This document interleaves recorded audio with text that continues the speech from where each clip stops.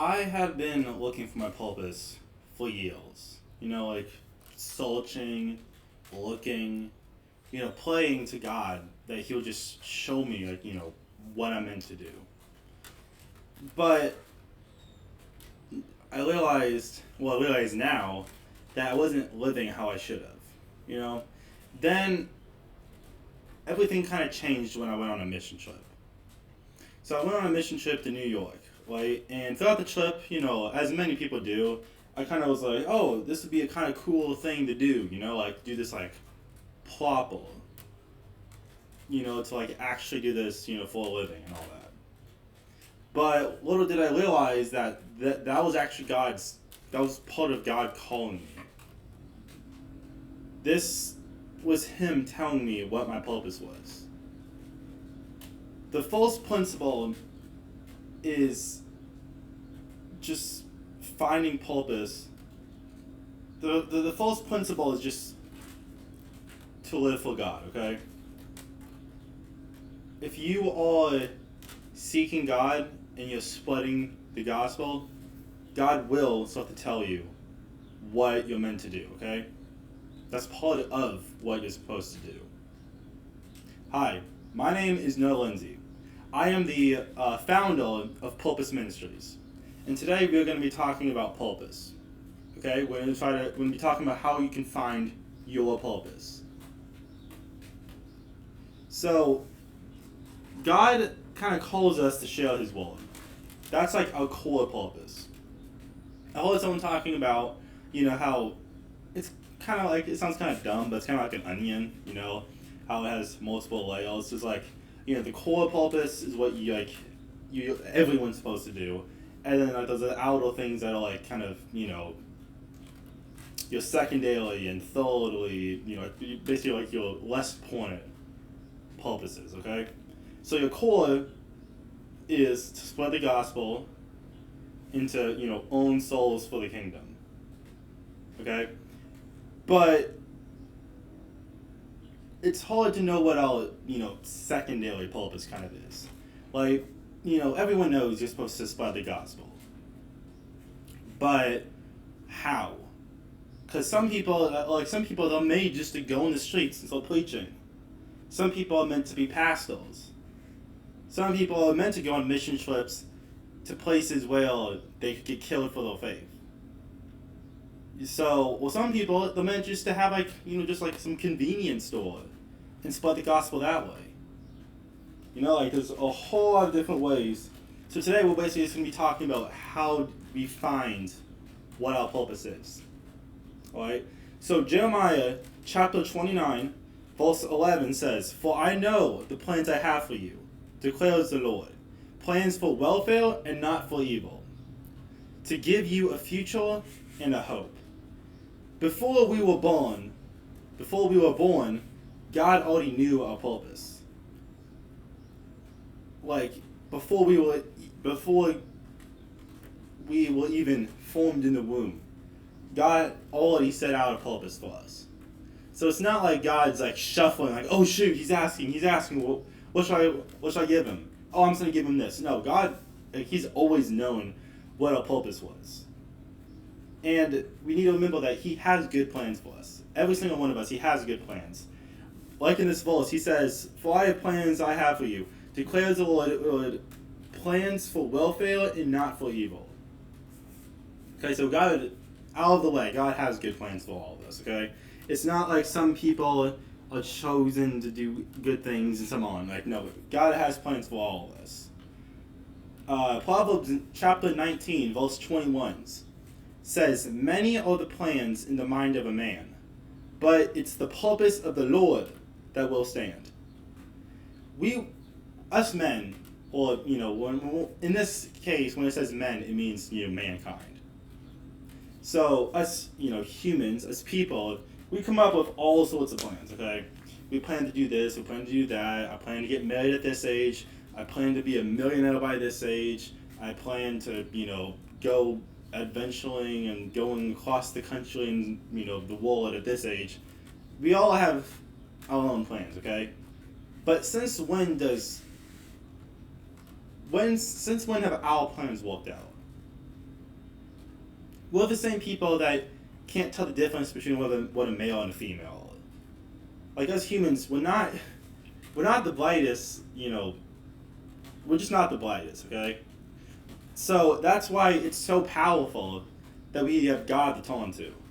Like, the creator of the fucking universe. Like, God, it almost feels like a cheat code. Like in a game, when, there's you can enter in codes and stuff and it gives you special stuff.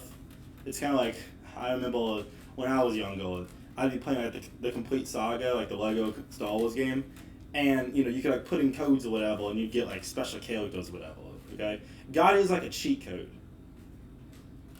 He gives us stuff that you're not really, it's like almost like an unfair advantage. So we need to use that. Okay, God's plans are always going to be better than ours.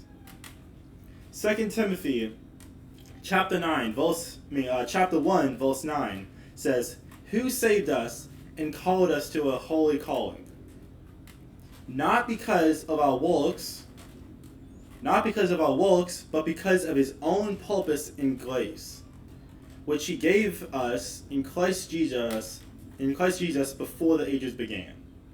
So again, which he gave us in Christ Jesus before the ages began. So, before anything, God already had a purpose, like we were talking about earlier. But he also said he called us to have a holy calling.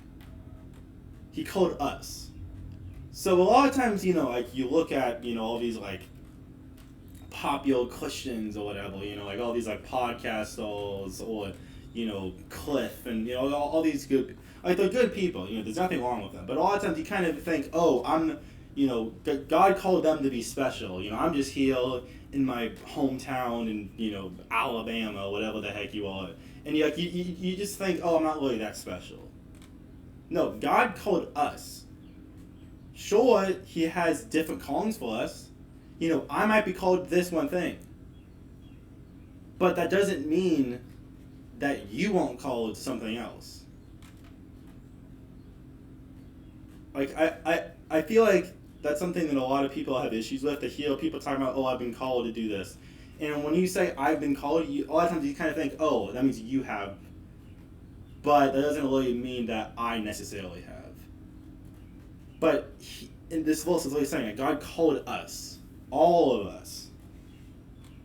So, like, I might be meant to do this massive, ministry thing. You might just need to be, like, say you're a woman. You might just need to get married, have kids, treat the kids well, teach them the ways of God, and then maybe they become big ministers. Maybe they become, people on mission trips or whatever. Or maybe you're meant to be a good wife and you're supposed to be in like a connection group, and lead a connection group. Okay, like a lot of times we see these big influential people and we just automatically assume that they're more special than we are. But God called all of us, not just a few people. And we can't do good works to have a better calling. Like, if we have two guys, like, one guy, he just sleeps in bed all day, and then he maybe wakes up a couple hours, plays some video games, goes back to bed. But he's a Christian. Or we have another guy that is going to, like, doing pet stuff, or, going, like, helping at nursing homes or whatever. Those are very good things. But he doesn't get a better calling just because of that. Like, it's kind of like the on your works kind of thing. Like, you don't earn yourself into heaven. You don't earn a higher purpose. Like, you should do good things. Well, like it says in James, like, you should do good things. Doing good works shows that you care for Jesus and you love Jesus and you had a real salvation experience. If you're not doing good things, then you probably didn't have a good or a real salvation experience. And I'm not saying you can't fail, because of course we're going to. But if we aren't trying, then we probably didn't have a good salvation experience, or not have a real one. So it doesn't matter what we do. We could do the best things, but we don't own a higher calling. God called you before you did anything. Like before you were even, before you were even formed in the womb, you had already been called for something.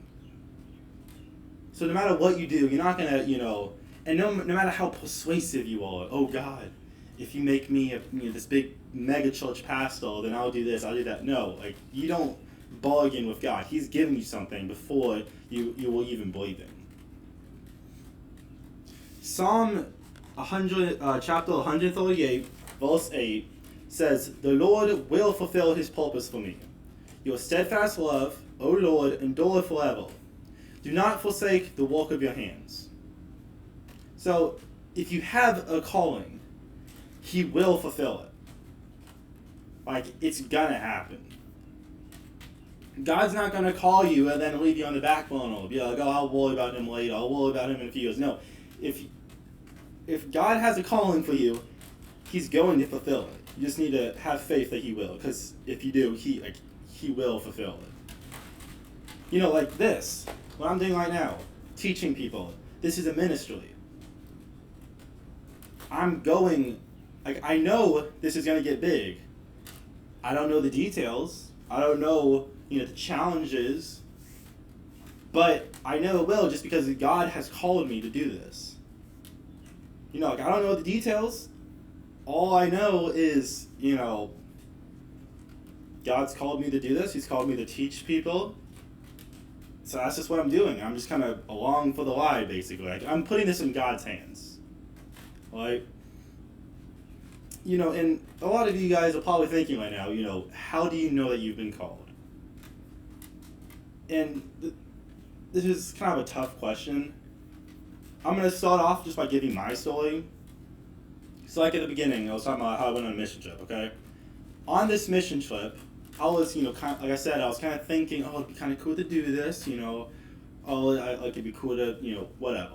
Then, one of the last days, I was talking to one of the so, we went evangelizing, we went to these churches and all that stuff. Me and a couple buddies were talking to this pastor's wife.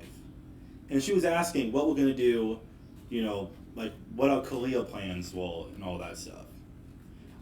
And I said, I didn't really know, but I wanted to somehow, help young men, just be, better men and more Christ-like. And she looks at me and says, I pray that God solidifies that. Okay, so pretty cool, right? A couple of days later, at Sunday, some Sunday service. How our Sunday service works is we have 3 songs and a message and then a song after. We do the 3 songs, I sit down, my foot immediately falls asleep. And when your foot falls asleep, how you start doing a little dance, I was trying to wake up my foot, And then I get this weird feeling. I can't really explain it. It was almost like a dark presence of some sorts. And I was kind of looking around. I was kind of looking at the exits. It almost felt like I don't know how to explain it. It's it felt like something was just off. It was kind of something to get anxious and all that. But now I look back on it. I think that was the devil trying to get me to not focus. Because of what happens next. So this guy starts preaching, the best sermon I've ever been, I've ever heard, by far. I take notes and stuff. I've never taken so much notes, and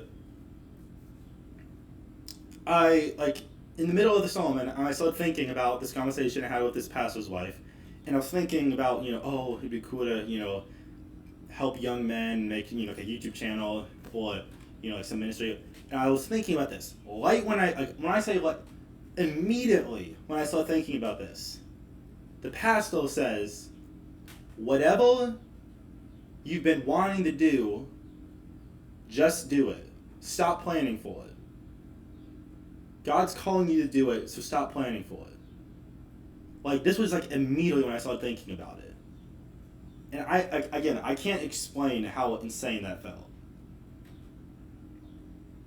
It's still insane looking back on it, because I've been talking to God for years about showing me what my purpose was. It's probably like running on like 4 years now that like I at least been trying to play every day. Be like, God, show me what I'm meant to do. Like, please, just show me, like, talk to me. But I just felt like he wasn't, like, a lot of times I didn't even feel like he was even there. But, again, I can't explain how insane this felt. Like, God, like, spoke through this pastor to tell me what I was meant to do. And then on, like, the drive home, this word purpose kept just circling in my head. And I think that was God telling me to call this, this channel Purpose Ministries. Like, the only reason you're seeing this video right now is because of March 30th, 2025, when God called me to start this. It was just a normal Sunday. I didn't think anything of it. And I quite literally walked out of that church building a changed man. I pray that God has the same experience with you. That you feel just so certain that God's talking to you. So, to answer the question, like, how do you know when you're called? What I would say is, if it's not obvious, first of all, if it's not obvious, God didn't call you.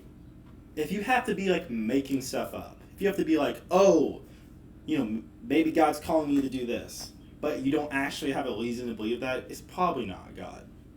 In my case, like, it was obvious. Like, it was just, like, a thought I had, but then, like, it was just, I don't even know how to explain. Like, it was so obvious that God was talking to me, and he was telling me that, this was what I need to do.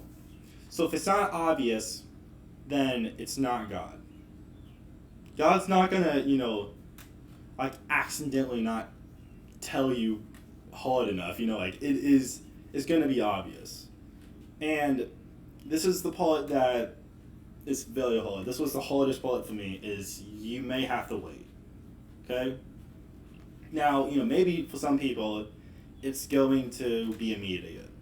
Like, maybe you may immediately heal it, and, right when you start praying about it, and cool, like, nothing wrong with that. Some people, maybe weeks, months. For me, it was years. And I'm not entirely sure why.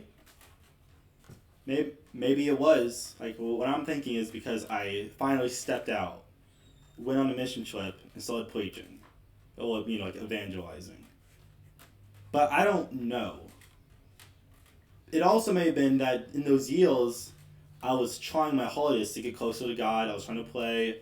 I started, reading the New Testament, and all that stuff. So maybe God saw the fruits of my labor, okay? I'm not entirely sure why we have to wait. Or at least like a lot of people have to wait, why I have to wait. But you may have to, okay? Like, you just need to be ready. If you do this for God, you may have to wait. But it is so worth it. Like, those, 3 or 4 years that I was waiting, it sucked. Like, I hated it. I felt like God wasn't even there. I saw, at some points, I didn't even believe God was real during that time. But I kept going, and now, 3 or 4 years later, I have this ministry that I've started. So, you just need to hold on. Even if you don't believe it, just keep on going. Because if you just do what God tells you to, and you live the way he wants you to, it will happen. I can guarantee. If you wait long enough, and if you're praying, if you're reading a Bible, you're in good community, you're going on mission trips, you're evangelizing, I can guarantee that he will call you. It just may take some time. You just have to put the work in. If you call yourself a Christian, but all you do is go to church on Sundays, then God may not call you. He has a calling for you, but he's probably waiting for you to be serious about him. If I was dating a woman and I only saw her once a week, then she's probably gonna look at me and be like, "Well, are you serious about this? Are you like, do you actually like me?" But if I'm putting the work into this relationship and I'm trying to see you going on dates with her and all this stuff, I'm telling her how much I love her, and, like just doing all this stuff, then it's gonna be obvious. So you need to be putting the work in. But you need to try as hard as you can, even if you miss a couple of days. Like that's another thing. Like if you miss a couple of days, God's not gonna be butthole. You just need to show that you're trying and have as much consistency as you can. Okay, you just need to try as hard as you possibly can. And then after that, if you're doing all the right things, it's all just about trust. You need to trust the process, trust in what God says in the Bible. You need to look back in like the Old Testament and see all the times that He provided for His people. Okay, you need to trust in God. Like it's definitely hard, especially when you don't see anything happening. But if you trust in God, you do all the things that He's called us to do, then sooner or later God will tell you what you need to do. He will tell you. I can guarantee it. In 1 Peter chapter 2, verse 9, he says, "But you are a chosen race, a royal priesthood, a holy nation, a people for His own possession, that you may proclaim the excellencies of who called you out of the darkness into His marvelous light." Now, I will admit that that verse is kind of a mouthful. But what he's saying is, we are chosen. Okay, we need to take action. Like, God has chosen us. We need to take action, okay? And if you do all those things, like we talked about earlier, you will get called. Like, again, I can guarantee it for 100% certainty. You will get called. But the biggest mistake you could do, the biggest mistake you can make, is you get called and then you just do nothing. Because if you get called, it's going to be an insane amount of work. So you need to take action immediately. Don't even think about it. God calls you. In my case, Sunday. Okay, I use Sunday as a Sabbath, and I hear this message. The next day, I pay for the service to help with my editing stuff, and I immediately made a video. The day after. You need to take action immediately. Immediately. Because if you don't take action immediately, it's not going to happen. Or it's going to be like a year from now. You need to take action immediately. And please, I beg of you, please don't get called and just not do anything. If everybody that got called were to do what they were called for, like, this generation would be so much different than it is. It would be so much godlier than it is. So when you get called, take action immediately. Don't even give yourself a chance to, procrastinate or to change your mind. Just take action immediately.